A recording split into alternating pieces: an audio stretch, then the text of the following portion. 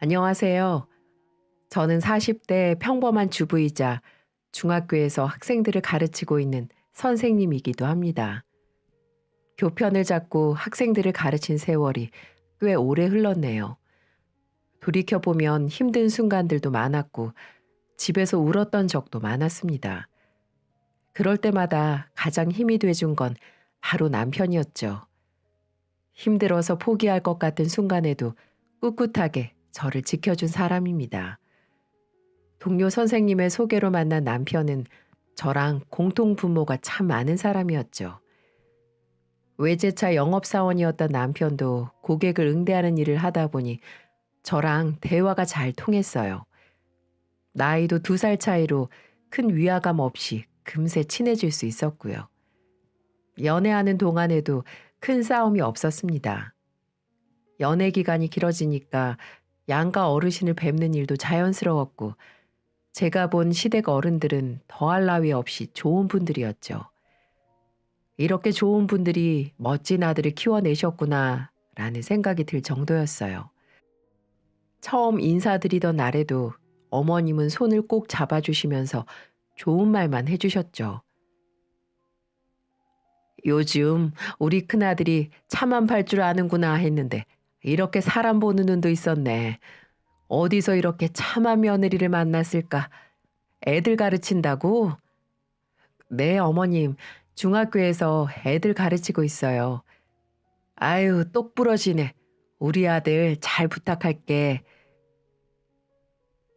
어머님은 저에게 아들을 잘 부탁한다며 손을 쓰다듬으며 많은 이야기를 하셨습니다.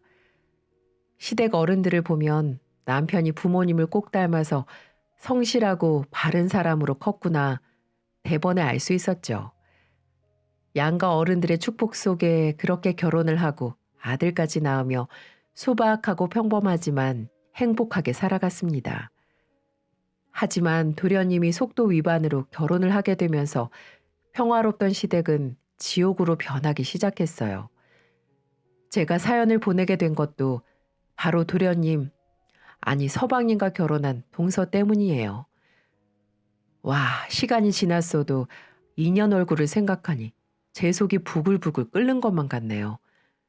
바로 그 이야기를 지금부터 해보도록 하겠습니다. 도련님은 제 남편과는 10살 차이가 나는 늦둥이였습니다.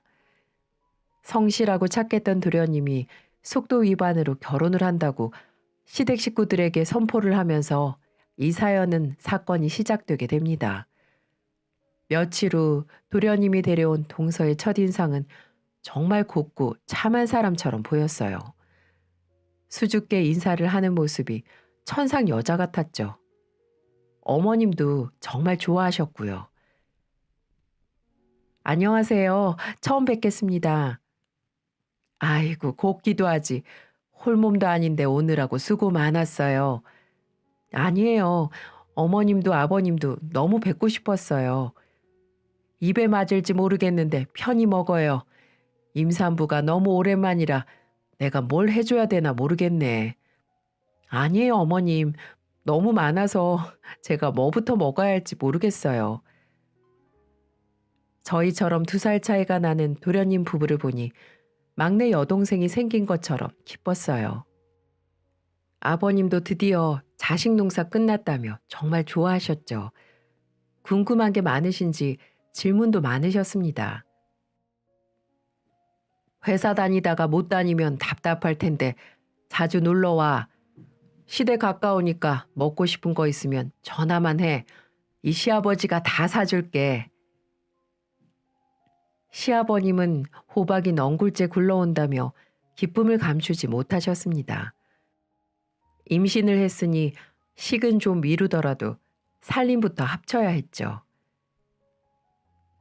도련님, 아니지, 이제 서방님이라고 불러야겠네요. 결혼 정말 축하드려요. 그 후 서방님은 살림을 합치고 몇 달 후 무사히 결혼식까지 끝냈고 제주도로 신혼여행을 다녀왔습니다.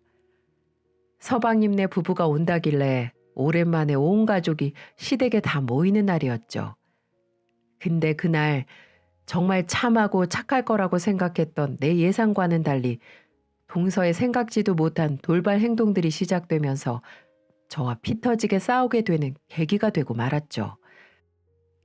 당시에 초등학생이던 아들이 학원 끝나는 걸 데려오다 보니 조금 늦어서 서둘러 주차장에 주차를 했습니다. 그때 누군가 저희 가족에게 인사를 하더라고요. 형수님, 오랜만이에요. 저희도 지금 막 도착했어요. 누군가 반갑게 부르길래 보니까 바로 서방님이더라고요. 동서는 제법 배가 나온 모습으로 인사를 했습니다. 그런데 동서의 눈이 저희 부부가 주차했던 곳으로 향하더니 톤이 올라간 목소리로 뜬금없는 소리를 하는 겁니다. 어머, 아주버님, 차가 정말 멋있어요. 외제차죠? 아, 영업사원으로 일하고 있어서 직원 할인받아서 산 거예요. 그러셨구나. 저희도 아이 낳고 하면 좋은 차가 필요한데 아주버님한테 부탁 좀 해야겠어요. 남편은 외제차 영업사원으로 일하고 있는데 직원 할인을 받아서 살 수 있었어요. 아들이 하나 있어서 먼 미래까지 생각해서 크고 튼튼한 차를 구매했죠. 동서는 본인들은 경차를 타면서 우리가 외제차를 타고 오는 걸 보고 부러운 시선으로 바라보기 시작하더군요. 어머님은 진수성찬을 차려놓고 저희를 맞이해 주셨어요. 어떻게 다 같이 들어와? 잘 됐다. 다 같이 먹을 수 있겠네. 어머님, 이게 다 뭐예요? 혼자서 다 하신 거예요? 저 일찍 부르시지 그러셨어요. 이 정도는 눈 감고도 차리지. 오느라고 수고했다. 아유, 우리 둘째 며느리는 배가 제법 나왔네. 몸도 무거울 텐데 어서 앉아라. 오랜만에 다 같이 모여서 그런지 즐거워 보이셨습니다. 서방님이 여행에서 있던 이야기도 듣고 선물도 열어보면서 시끌시끌한 저녁 시간이 흐르고 있었죠. 서로 근황을 묻던 중 어머님이 저에게 걱정스러운 듯 물으셨어요. 예, 큰애야. 내가 아까 낮에 시장 갔다 들었는데 너네 아파트 어제 불났다며? 너네 집은 괜찮은 거야? 아, 어머니 별거 아니에요.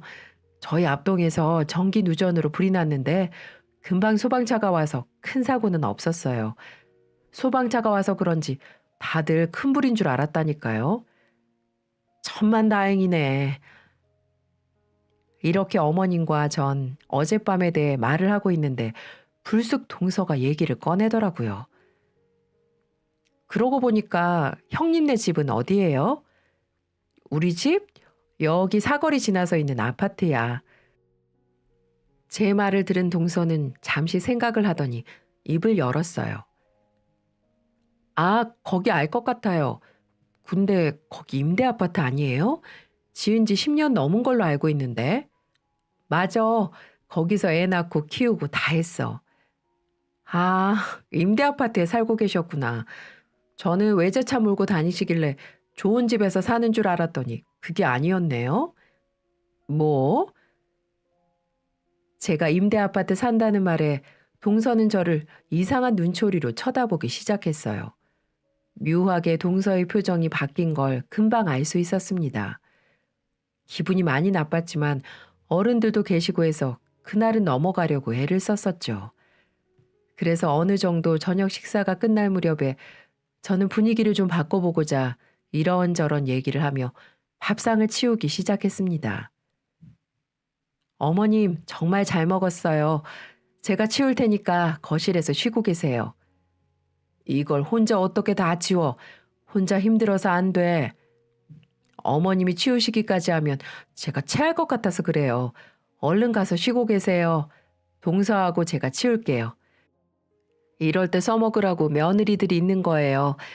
어서 가서 쉬고 계세요. 저는 그렇게 말씀드리며 동서에게 같이 치우자고 눈치를 줬습니다. 하지만 동서는 숟가락을 내려놓고 자리에서 일어나더니 어처구니 없는 얼굴로 제게 따지기 시작하는 겁니다. 형님, 저 임신했잖아요. 그런 거 못해요. 오래 앉아 있었더니 꼬리뼈도 아프고 저야말로 거실에서 쉬고 있을게요. 그러니 오늘은 형님 혼자 고생 좀 하세요. 이 정도는 혼자 할 수 있잖아요? 동서는 그렇게 말을 하며 어머님 옆으로 가더니 몸이 힘들다며 소파 밑에서 누워서 TV를 보는 게 아니겠어요? 어른들도 다 계시는 곳에 누워서는 본인이 보고 싶은 채널들을 돌리면서 혼자 깔깔거리며 웃고 있는 겁니다. 정말 마음 같아서는 리모컨을 뺏어서 당장 일어나 상 치우라고 말을 하고 싶었지만 이번 또한 분위기를 깨고 싶지 않아 그냥 넘어갔어요. 속으로 너 언제 한번 걸려봐라. 이 마음밖에 없었던 것 같습니다. 그렇게 저는 혼자 꾸역꾸역 상을 치우고 설거지하고 뒷정리까지 다 할 수밖에 없었네요. 그리고 힘겹게 다 치우고 나서 이제 좀 저도 거실에서 쉬려고 할 찰나에 이 눈치코치 없는 동서녀는 제게 심한 모욕감을 주는 거 있죠? 형님, 혹시 후식은 없어요? 밥 먹었더니 시원한 게 먹고 싶네요. 시원한 거? 한번 동서가 찾아봐봐. 냉장고에 음료라도 있겠지. 에이, 형님, 저는 누워있고 형님은 일어서 있잖아요. 일어나기 힘드니까 냉장고 가서 시원한 것 좀 꺼내주세요. 동서, 나 지금까지 부엌 치우다가 나왔어. 동서는 누워서 TV 보고 있었고, 그럼 조금이라도 양심이 있으면 동서가 나한테 이런 거 시키는 건 아니지 않나? 지금 어머님, 아버님이 있다고 이렇게 행동하는 거야? 저는 이렇게 말을 하며 시원한 거 먹고 싶으면 직접 갖다 먹으라고 알려주었습니다. 하지만 잠시 후 아버님이 일어나서는 동서 편을 들어주는 게 아니겠어요? 아이고, 내가 갖다 주마. 별것도 아닌 것 같고 싸우고들 그러니. 보니까 냉장고에 식혜도 있고 주스도 있는데 어느 거 갖다 줄까, 아가? 아버님이 그렇게 말씀하시며 동서에게 갖다 주시는데 저는 한순간에 못된 며느리로 비춰질 수밖에 없었네요. 정말 어찌나 동서가 얄밉게 느껴지던지 임신한 건 축하할 일이었지만 임신 핑계로 집안에서 상왕 노릇을 하고 있으니 제가 천불이 날 수밖에 없었습니다. 이 나이 먹고 10살이나 어린 동서랑 애처럼 싸울 수도 없고 제가 이해해 보려고 했어요. 그런데 제 이성의 끈을 끊어버린 건 동서였습니다. 그래서 저는 도저히 참지 못하고 질러버렸어요. 형님, 혹시 기분 나쁘신 거 아니죠? 기분 나쁜 건 아닌데 위아래가 없는 것 같다는 생각이 드네. 동서는 예절 교육이라는 건 받지 않고 살아왔나 봐. 아무리 임신했다고 해도 시부모님들 앞에서 대자로 누워있고. 어휴, 형님, 지금 시대가 어떤 시대인데 갑질하려고 하세요? 어머님, 아버님도 편히 누워서 쉬라고 그러는데 왜 형님이 나서서 집안 분위기를 깨시는 건데요? 나 참, 임신하면 뇌에도 살이 찌나? 개념이 좀 없는 것 같네. 왜 이렇게 애처럼 굴어? 뭐 애요? 지금 형님 말 다 했어요? 저도 참다 말한 거였어요. 부부 둘만 있는 거실도 아니고 시댁 식구들이 다 있는 데서 이거 달라 저거 달라 말을 하는데 어떻게 가만히 있을 수가 있나요? 그리고 제게 따질 때도 누워서 입만 쭉 나와서는 따지는 겁니다. 아무리 개념이 상실했다고 해도 이건 아니지 않나요? 결국 그날은 시부모님이 그만하라고 우리를 말리는 통에 참고 또 참을 수 있었지만 언제 한번 꼭 홍군형을 내야겠다고 다짐을 했습니다. 그렇게 그날은 마지막까지 기분을 잡치고 집으로 가기 위해 주차장으로 내려왔습니다. 그리고 서방님에게도 여느 날처럼 조심히 가라고 인사를 했죠. 서방님, 조심히 가세요. 다음에 집으로 한번 초대해줘요. 동서 출산도 얼마 안 남았는데 몸조리 잘하고. 알아서 할게요, 형님. 그리고 저희 집은 외부인 함부로 못 들어와서 초대는 좀 어려울 것 같네요. 뭐? 그게 무슨 말이야? 그렇잖아요. 오늘 그렇게 저랑 한바탕 난리를 쳤는데 어떻게 기분 좋게 형님을 초대할 수 있겠어요? 뭐 기분이 좀 나아지면 그때 봐서 초대하든가 할게요. 동서 진짜 마지막까지 이렇게 나올 거야? 신경 끄세요. 올해 임대 아파트 살면서 목소리 하나는 끝내주게 크네요. 기가 막혀서. 동서, 내가 사회생활을 해도 동서보다 더 했고 나이도 동서보다 한참 많아. 그런데 지금 말하는 말투가 그게 뭐야? 어서 사과하지 못해? 아, 끝까지 꼰대짓거리 하기는. 우리 갑니다. 이렇게 말하고는 창문을 올려버리고 가버리는 겁니다. 저희 부부는 동서 말에 완전히 넋이 나가버렸어요.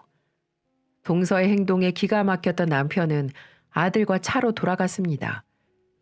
그리고 사고를 친 건 동서인데 상황을 수습하는 건 서방님이었죠. 조금 뒤 저희에게 전화가 와서는 본인 와이프 대신 사과한다면서 기분을 풀라고 하더군요. 형수님, 제가 죄송해요. 이 사람이 피곤해서 예민해졌나 봐요. 다음에 제가 제대로 초대할게요. 오늘 고생 많으셨어요. 얼른 가서 쉬세요. 그리고 형한테도 말 좀 잘해주시고요. 정말 오늘 일은 죄송합니다. 네, 알겠어요. 그리고 서방님도 동서한테 다음부터는 어른들 다 계시는 곳에서 그러지 말라고 말 좀 당부해 주세요. 아무리 임신했다지만 보기가 좋지 않아요. 부탁드릴게요. 네, 제가 잘 타이를게요. 조심히 들어가세요. 그렇게 그날은 완전 기분이 상한 채 끝이 났습니다. 저는 언제 한번 두고 보자 뼈를 갈기갈기 갈았고요. 하지만 동서의 아나무인 같은 태도는 날이 갈수록 심해졌어요. 언제 한 번은 도련님이 남편한테 어려운 부탁을 했습니다. 그건 바로 돈 4천만 원만 빌려달라고 했다는 거예요. 이유는 묻지 않고 그냥 힘들다고 빌려달라고 했다고 했는데 저희도 초등학생 아이를 키우다 보니 한창 돈이 많이 들어갈 때라 큰 돈을 빌려줄 형편이 아니었거든요. 그래서 남편에게는 정중히 거절하라고 했어요. 그리고 사실 가족끼리라도 돈 거래는 하는 건 아니라고 판단을 내렸기 때문에 그렇게 냉정하게 뿌리칠 수밖에 없었습니다. 나중에 돈 문제로 서로 인상 붉히기 싫기도 했고요. 하지만 동서는 그게 기분이 나빴던 건지 더욱더 제게 함부로 대하기 시작했습니다. 명절이라서 가족들이 다 모였던 자리에서 결국 사달이 나고야 말았죠. 동서가 출산 예정일을 앞둔 지 한 달도 안 됐을 때 명절이라고 온 가족이 다 모였어요. 설이라 음식도 만들어야 해서 어머님이랑 장도 보려고 일찍 도착했죠. 어머님은 제가 오기도 전에 미리 나물 반찬을 해두셨어요. 그래서 전을 담당하겠다며 부엌에서 분주히 움직였어요. 어머님, 저는 제가 부칠게요. 좀 쉬세요. 언제 다 이렇게 많이 하셨어요? 아유, 한다고 했는데 할 게 또 있었네. 쉬엄쉬엄 하면서 해. 아니에요. 어머님이 다 해서 저만 붙이면 되는데요, 뭘. 그래, 고생 좀 하고 있어라. 나는 요 앞에 마트 가서 부족한 것들 좀 사고 올 테니까. 네, 어머님, 천천히 다녀오세요. 그렇게 어머님이 나가셨고, 어머님이 마트로 나가고 얼마 뒤 서방님 부부가 들어왔습니다. 전을 뒤집다 말고 인사를 하러 거실로 갔죠. 오랜만에 본 동서는 누가 봐도 임산부라고 볼 만큼 배가 불러 있었어요. 옛날에 제가 아들 가졌을 때 생각이 났습니다. 그래서 과거 일은 잊고 더 반갑게 인사를 했죠.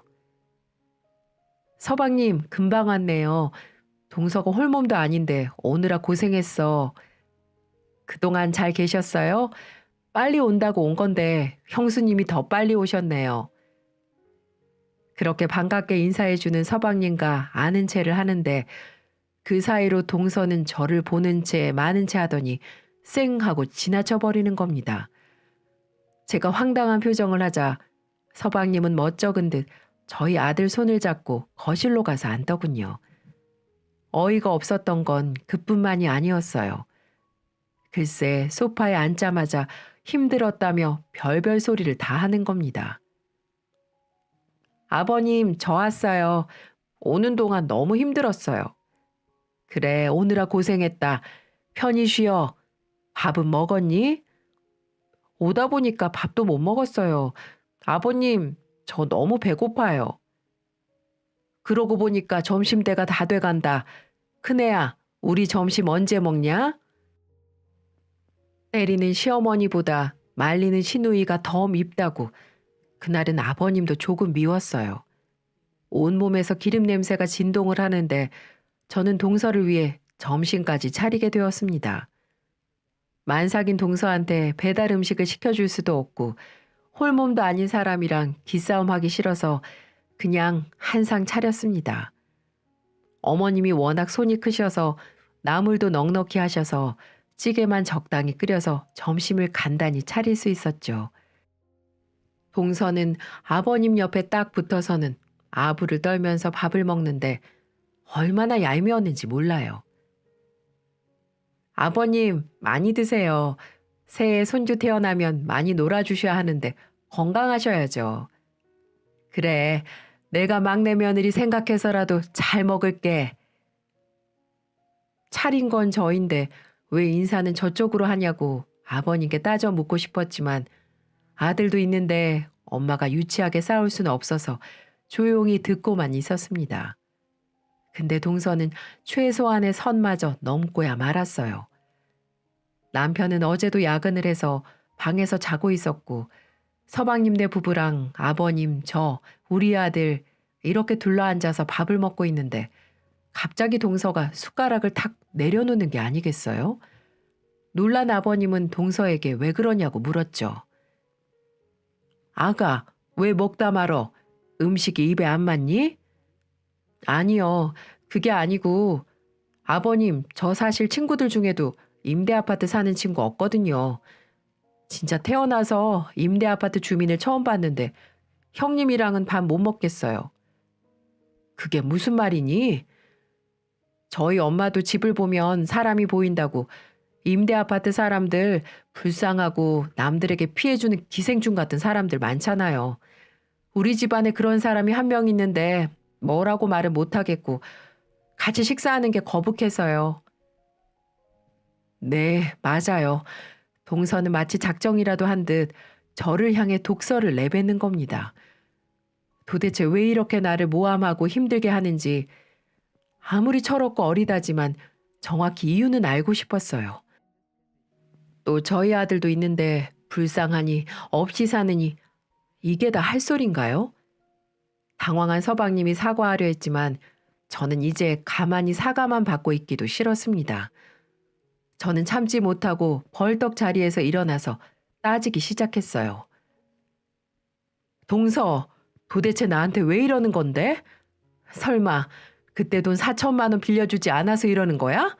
그래서 복수하는 거냐고. 어머 형님, 혹시 저한테 자격지심 있으세요? 그깟 4천만 원 있어도 살고 없어도 살거든요. 근데 그때 알았어요. 임대 아파트 사는 사람들은 의리도 없고 믿음도 없고 가족 간에도 도울 줄도 모르는 남이라는 사실을요. 만약에 형님이 우리한테 그런 부탁을 했더라면 저는 1초의 고민도 없이 들어줬을 거예요. 근데 우릴 못 믿고 매정하게 돈 안 갚을까 봐 거절을 해요? 맞네. 지금 내가 돈 안 빌려줘서 지금 이러는 거. 우리도 사정이라는 게 있고 상황이라는 게 있잖아. 근데 가족끼리 도와주지 않았다고 이렇게 철없이 행동을 하는 거야? 동서 때문에 작은 서방님이 얼마나 중간에서 난처하는지 몰라서 그러는 거야? 됐고요.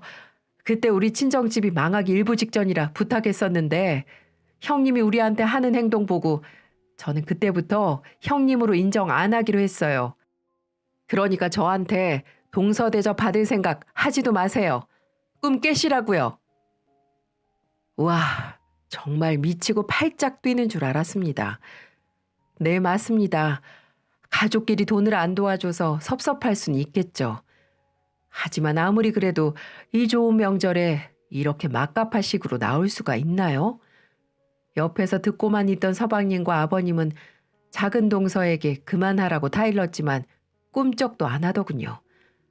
도대체 가정교육은 어떻게 배운 건지 모르겠지만 윗사람들은 동서 눈에는 하나도 안 보이는 것 같았어요. 마트에서 어머님이 오고 나서야 조금은 진정될 수 있었지만 이제는 제가 한 음식 가지고 태클을 걸기 시작하더군요. 어머, 이게 뭐야? 형님, 이걸 지금 전이라고 만드셨어요? 누굴 닮았는지 정말 못생기게 지지셨네요. 하나를 보면 열을 안다고 형님이 가르치는 아이들도 불쌍하네요. 아유, 형님 같은 사람한테 교육을 배우고 있고 우리나라 미래가 걱정이 되네요. 어머님도 동서가 말이 심했다고 생각이 드시는 건지 이번에는 동서에게 한마디 하셨습니다. 얘야, 너 지금 네 형님한테 말버릇이 그게 뭐니? 어디서 배워먹은 행동이야? 어서 잘못했다 말하지 못해? 가만히 지켜보고 있을라니까 지금 네가 선을 넘고 있잖아. 에이, 어머님, 장난이에요.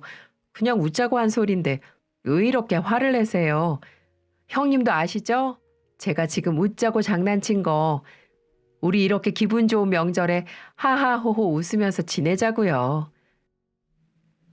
세상에, 이렇게 말하며 미꾸라지처럼 빠져나가려고 하는 거 있죠? 그리고 어느새 저녁이 되었습니다. 형님, 요즘 애들 임대아파트 살면 왕따 당하고 무시받는 거 아시죠? 애 생각해서라도 이사를 가세요. 이건 정말 가족으로서 충고드리는 겁니다. 동서, 우리 집에 신경 좀 꺼. 동서가 생각하는 그런 아파트 아니니까 좀 모르고 있으면 닥치고 있으라고. 네? 임대아파트도 등급이 있어요? 그리고 임대아파트에 외제차가 어울리기나 해요? 여윳돈도 없는데 무슨 돈으로 그런 차를 굴려요? 제가 부들부들 떨자 서방님은 분위기 파악을 했는지 죄송하다며 동서를 데리고 밖으로 나갔습니다. 그리고 어머님은 저를 달래주려고 애를 쓰셨죠. 큰애야, 네가 속이 넓으니까 기분 풀거라. 나도 저 정도로 막무가내 아인 줄 몰랐구나. 나도 지금 속으로 벼르고 있어. 손주만 낳으면 내가 다리 몽둥이를 부러뜨려서라도 가정교육 처음부터 다시 시킬 거니까 네가 조금만 참어. 네, 어머님. 왜 저렇게 시간이 갈수록 애 같은 행동하는지 모르겠네요. 저보다 작은 서방님이 더 걱정이에요. 저런 동서를 어떻게 데리고 살지. 아유, 그러게 말이다. 안 그래도 며칠 전에 통화를 했었는데 아주 죽으려고 하더라. 비유 맞춰주기 힘이 드나 봐. 결혼한 걸 후회한다는 말까지 나왔다니까. 네, 정말요? 그래. 요즘 회사에서 야근이 많아져서 집에 좀 늦게 들어갔는데 작은 애는 우리 아들이 바람피고 있는 걸로 오해를 하고 핸드폰 뒤지고 모르는 연락처가 있으면 일일이 다 전화해서 확인 전화까지 했었나 봐. 의부증에 집안일은 아예 할 생각도 하지 않고 얼마나 힘이 들면 혼자 힘들어서 술 먹고 전화를 했겠니. 아휴, 정말 힘드시겠네요. 의부증 그거 아주 무서운 병인데 어머님이 옆에서 많이 도와주셔야겠어요. 어머님은 제게 서방님과의 얘기를 해주시며 조금만 참아달라고 부탁을 하셨습니다. 그래서 저는 어머님도 이렇게 힘들어 하시는데 제가 무리하게 어른들 앞에서 싸우면 안 될 것 같아 죄송하다고 말씀드리고 알겠다고 말씀드렸죠. 그리고 먼저 손을 내미려고 서방님 부부를 찾으러 나갔습니다. 괜히 저 때문에 싸우는 것 같기도 해서 마음이 편치 않았거든요. 조금 걸어 다니니까 서방님 부부가 바깥에서 싸우고 있더라고요. 그래서 저는 동네 사람들도 보고 해서 싸움을 말려야 될 것 같아 한 걸음에 달려갔습니다. 가면서도 이게 싸울 일인가 이해가 안 갔지만 임신했으니까 별게 다 예민했겠지. 100번 이해하자 정말 마음으로 노력했죠. 하지만 동서는 저보다 더 억울해 보였어요. 동서, 그만하자. 이 좋은 날 왜 그래? 서방님도 그만하시고요. 기가 막혀서. 형님, 제가 이러는 거 이해가 안 가죠? 저 그렇게 막 자란 애 아니에요.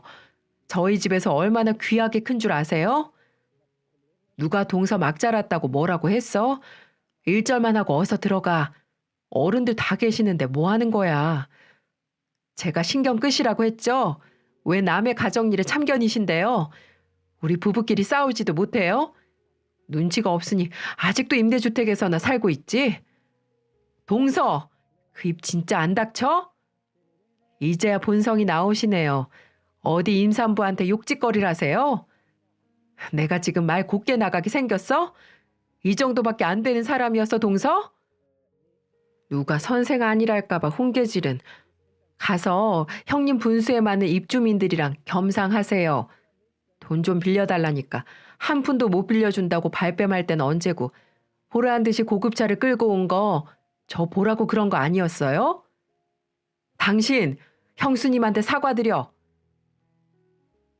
서방님은 동서를 향해서 소리를 쳤고 동서는 한 채의 양보도 없이 두 눈 부릅뜨고 소리를 질렀습니다. 지나가는 사람이 보면 만삭의 동서를 괴롭히는 고약한 사람이라고 오해하기 딱 좋았어요. 서방님의 한마디에 서러웠는지 동서는 눈물이 그렁그렁 져서는 택시를 타고 가버렸습니다. 도대체 이게 무슨 경우인가요? 서방님은 이번에도 제게 연신 사과를 하면서 푸념을 하기 시작했습니다. 그리고는 너무 힘들다며 제 앞에서 울기 시작하는 거예요. 정말 처음으로 보는 모습이었어요. 형수님, 정말 미쳐버릴 것 같습니다. 어떻게 하나하나 행동들이 저렇게 철이 없고 사람들을 힘들게 하는지. 서방님, 힘내요. 어쩌겠어요. 왜 제가 모르는 무슨 일이라도 있어요? 제가 이건 부모님한테도 쪽팔려서 말씀 안 드렸지만 저 사람이 사고를 이만저만 치는 게 아니에요. 저번에 4천만 원 빌려달라고 했을 때도 글쎄 처갓집에서 어떤 사람한테 사기를 쳐서 그거 합의 보려고 금액이 부족해서 부탁을 하더라고요. 그래서 형수님한테 부탁을 한 거고요. 근데 그 돈을 빌리지 못했다고 하니까 그때부터 어찌나 사람을 힘들게 하는지. 어떻게 해요? 글쎄 이 사람이 집 담보로 대출을 받아서 줬더라고요. 그 째까는 집으로 말이죠. 그리고 시도 때도 없이 캐피탈에 대부업에 돈 빌려서 처갓집 다 갖다 주고 그 이자 갚는데 제 월급 다 나가고 그것도 모자라 명품은 또 얼마나 좋아하는지 제 카드로 글쎄 얼마 전에는 800만 원짜리 샤넬 가방을 쇼핑하고 왔더라고요. 그런데 제가 안 미치겠어요? 뭐라고요? 그 비싼 가방을요? 그것뿐인 줄 아세요? 얼마 전에는 내가 무슨 여자를 만나고 있다고 오해를 해서는 제 핸드폰 다 뒤지고 회사까지 와서 잠복하고 있고 정말 사는 게 아니라고요. 정말 죽고만 싶어요, 형수님. 정말 애만 아니면 당장이라도 이혼하고 싶어요. 지금 너무 지쳤어요. 서방님의 말은 정말 충격적이었어요. 사기꾼 처갓집도 모자라서 사치에 의부증에 폭언까지 정말 누가 봐도 힘들어 보였습니다. 하지만 제가 해줄 건 없었어요. 그저 어깨를 토닥여주고 힘내라는 말 정도밖에 없었죠. 만삭만 아니면 당장 쫓아가서 인생 그렇게 살지 마라 홍군형 내주고 싶었지만 괜히 그랬다가는 뱃속의 아이가 잘못되기라도 할까봐 이러지도 저러지도 못한 상황이었기 때문이었죠. 저는 조금만 참으라고 말을 해주고 서방님을 이끌고 시댁으로 들어갔습니다. 먼저 동서가 집에 가버렸다고 시부모님에게 말을 하자 황당한 표정으로 에이 하시고는 안방으로 들어가 버리셨습니다. 아무래도 화가 많이 나셨겠죠. 이 동서라는 여자 때문에 기쁜 명절이 완전 망가져 버리는 순간이었습니다. 그렇게 소란스럽던 명절이 지나고 드디어 동서는 출산을 했습니다. 건강한 딸을 출산한 동서 소식에 시댁에서도 좋아해 주었어요.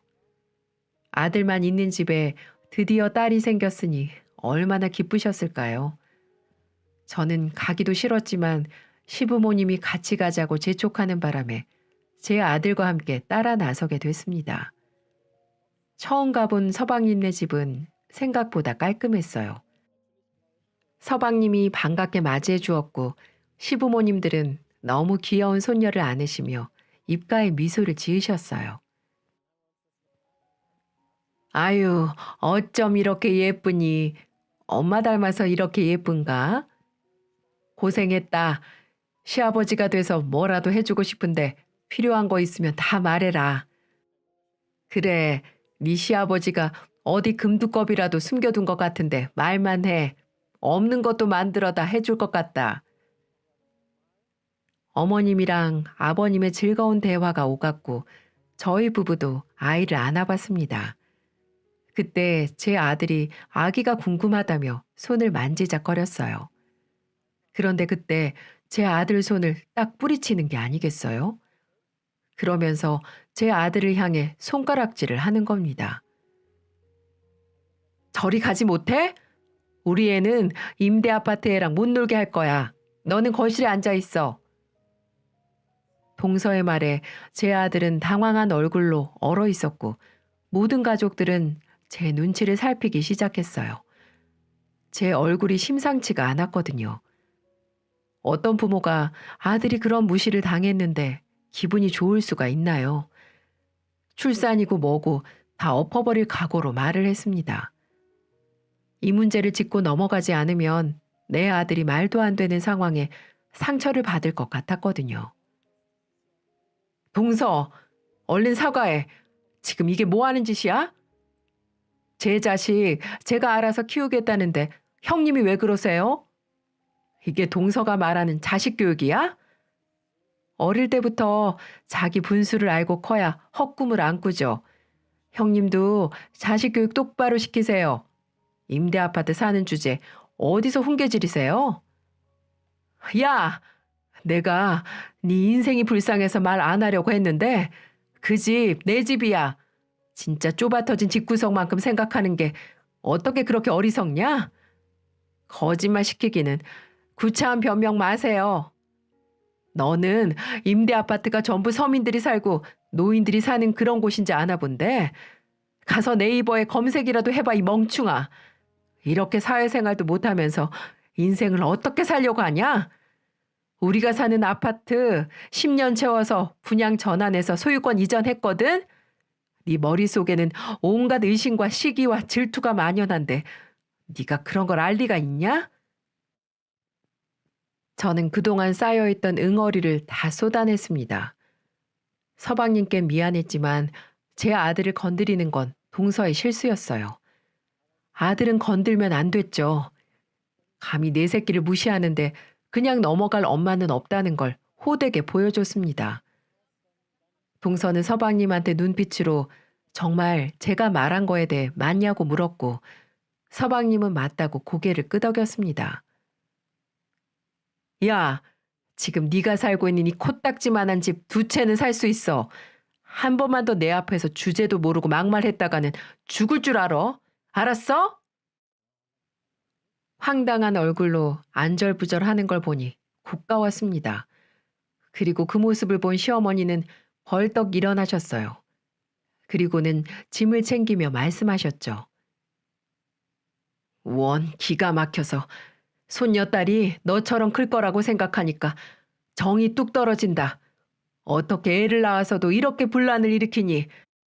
일반 아파트면 어떻고 임대 아파트면 어때? 왜 그런 걸 가지고 자꾸 네 형님한테 시비를 거는 건데? 이러다 나중에 우리한테도 시비 걸겠다. 어디 무서워서 며느리를 볼 수 있겠니? 이제는 나도 지친다, 지쳐. 어머님, 무슨 말씀이세요? 그런 게 아니고 제가 정말 잘 몰랐어요. 모른다고 함부로 말하면 되겠니? 모를수록 행동 조심했어야지. 집에 이렇게 분란이나 만들고 네가 그러고도 며느리고 엄마야? 어머님은 그렇게 말하고서는 우리에게 나갈 채비를 하라면서 먼저 현관문으로 나가셨습니다. 그러자 예전과는 분위기가 다르다는 걸 느꼈는지 동서는 어머님을 향해 싹싹 빌기 시작했어요. 어머님, 잘못했어요. 제 말버릇 고칠게요. 제가 다시는 안 그럴게요. 동서는 어머님한테 매달리듯이 애원했지만 어머니는 세차게 뿌리쳐 버렸습니다. 그리고 그 모습을 막은 건 다름 아닌 서방님이었어요. 서방님은 동서를 어머님한테 떨어뜨리며 어금니를 꽉 물고 말했습니다. 내가 진짜 참으려고 했는데 나 도저히 너랑 못 살겠다. 내가 웬만하면 다 참아보려고 했는데 너는 우리 가족들이 시댁으로 보이기는 하니? 부모님이라고 생각을 하는 거야? 그럼 당신 부모님인데 내 부모님이나 마찬가지지. 편해서 그랬어. 이제 안 그러면 될 거 아니야. 여봐, 당신은 뭘 잘못했고 뭘 앞으로 해야 될지 모르는 사람이야. 어떻게 해서든지 당신하고 살아보려고 하루에도 몇 번씩 마음을 다잡고 있는데 도저히 안 되겠다. 우리 이혼하자. 서방님은 온 가족들이 다 보는 앞에서 폭탄 선언을 해버렸습니다. 저뿐만 아니라 남편, 시부모님, 동서까지 그 폭탄 선언에 깜짝 놀라고 말았죠. 하지만 서방님의 말은 그냥 해본 말이 아니었습니다. 그동안 쌓였던 걸 마치 분출이라도 하듯 오열을 하며 계속 말하기 시작했어요. 내가 우리 가정은 어떻게든 지키려고 했는데 당신 같은 여자랑 살면 내가 먼저 미쳐버릴 것 같아. 당신 같은 사기꾼 집안, 능력도 없으면서 사치만 좋아하고 어른들이 있는데도 마치 지 세상처럼 누워서 TV를 보지 않나. 형제간의 사이를 이간질시키질 않나. 내 월급을 전부 카드값 대출금으로 쓰질 않나. 내가 여기서 더 어떻게 해야 되겠니? 지금 이 순간부터 이 집에서 나는 나갈 거니까 더 이상 찾지 마. 서방님은 정말 이렇게 말을 하며 가장 먼저 집을 나가버렸습니다. 제 남편이 놀라서 서방님에게 달려갔고 저는 시부모님을 모시고 집을 나와버렸어요. 동서는 애타게 우리를 불렀지만 누구 하나 동서의 부름에 응답해주는 사람은 없었죠. 모두들 한마디로 질려버려서 상종도 하기 싫었던 거였죠. 그날 저녁 남편과 서방님은 술이 떡이 돼서 저희 집으로 왔습니다. 그리고는 당분간 저희 집에서 지내면 안 되냐고 부탁을 하더군요. 시부모님 집으로 가면 매일같이 찾아와 귀찮게 할 것 같다면서 형수님이 있는 이 집이 안전할 것 같다면서 말을 하더군요. 저는 안쓰럽기도 하고 안타깝기도 하는 마음에 내 집처럼 편안히 생활하라고 하고는 옷방을 내주었습니다. 그리고 이부자리도 깔아주었죠. 남편 말을 들어보니까 술을 먹으면서도 이제 갓 태어난 조카가 불쌍하다면서 하루 종일 울었다고 했어요. 그만큼 마음이 어리고 착한 서방님이었습니다. 그리고 다음 날 정말 서방님은 변호사를 선임해 이혼 소송을 진행했습니다. 놀란 동서는 서방님의 마음을 돌리려고 애를 썼지만 서방님은 꿈쩍도 하지 않은 걸로 보였습니다. 그러자 얼마나 황당한 일이 있었는 줄 아시나요? 세상에나 아이 키우는 게 힘들다며 우는 자기 아이를 놔두고 집을 나가버린 겁니다. 서방님에게 문자만 남겨둔 채 조카를 놔두고 무책임하게 집을 나가버렸고 놀란 서방님은 일하다가 문자를 받고 회사에 월차를 내고 곧장 집으로 뛰어갔다고 했어요. 동서 그녀는 이혼 소송을 이런 식으로 진행을 하면 본인에게 모든 게 불리하게 적용될 걸 알았던 건지 소중한 생명, 자기 딸마저 버린 채 가버렸던 거였습니다. 정말 쓰레기 중에 최악의 쓰레기이지 않나요? 그러면서 며칠 뒤에 합의 이혼해 줄 거니까 서방님한테 2천만 원만 달라고 부탁을 했다고 하더군요. 카드값하고 대출금을 갚아야 된다면서 말이죠. 정말 미친년이 맞았어요. 하지만 서방님은 아이를 두고 도망간 아내를 보고 더 이상 호구가 아니었습니다. 이를 바드득 갈기 시작했어요. 처갓집에 자기 모르게 대출받아 갖다 준 돈, 정신적인 위자료 등도 소송을 같이 걸어서 정신머리 혼미할 정도로 탁탁 털어버리기 시작했습니다. 그러자 서방님한테 그냥 합의 이혼해 줄 테니 소송만은 제발 취하해달라고 싹싹 빌기 시작했고 몇 번이나 애걸복걸하며 다시 자신을 받아달라고 성가시게 했다고 하더군요.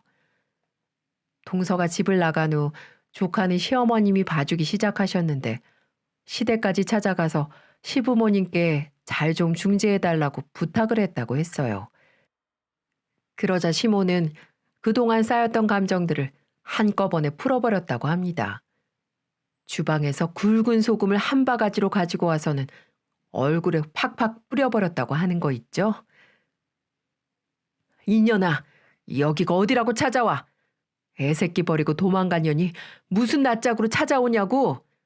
한 번만 더 찾아왔다가는 그때는 소금이 아니라 네 뺨을 갈겨버릴 줄 알아, 이년아. 라고 말이죠. 그렇게 호되게 당하고 울면서 돌아갔다고 하더군요. 그 얘기를 어머님이 해주시는데 제가 얼마나 통쾌했는지 모릅니다. 어머님도 묵은 채증이 다 내려간 것 같아 살 것 같다고 하셨고요. 이혼 결과는 예상대로 서방님에게 일방적으로 유리한 판결이 내려졌고 양육권과 친권도 가져올 수 있었습니다. 정신적인 위자료는 받지 못했지만 대출금은 조금 회수할 수 있었다고 하더군요.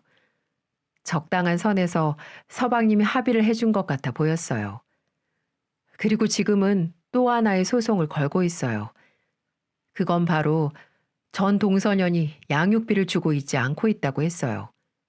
어디서 어떻게 폐인처럼 지내고 있는지 모르지만 지구 끝까지 가서 양육비를 받아내겠다고 하더군요.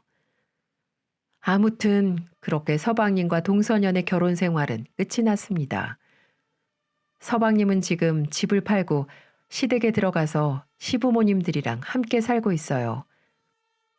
솔직히 그 동서년이 있을 때보다 얼마나 얼굴이 좋아지고 편안해지는지 몰라요.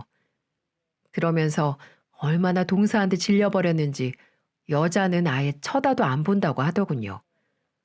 저도 그 말의 뜻이 무엇을 말하는지 누구보다 잘 알기에 뒤에서 시간 날 때마다 조금씩 시댁에 가서 술 한 잔도 같이 먹어주고 조카도 봐주며 나름 즐겁게 지내고 있답니다.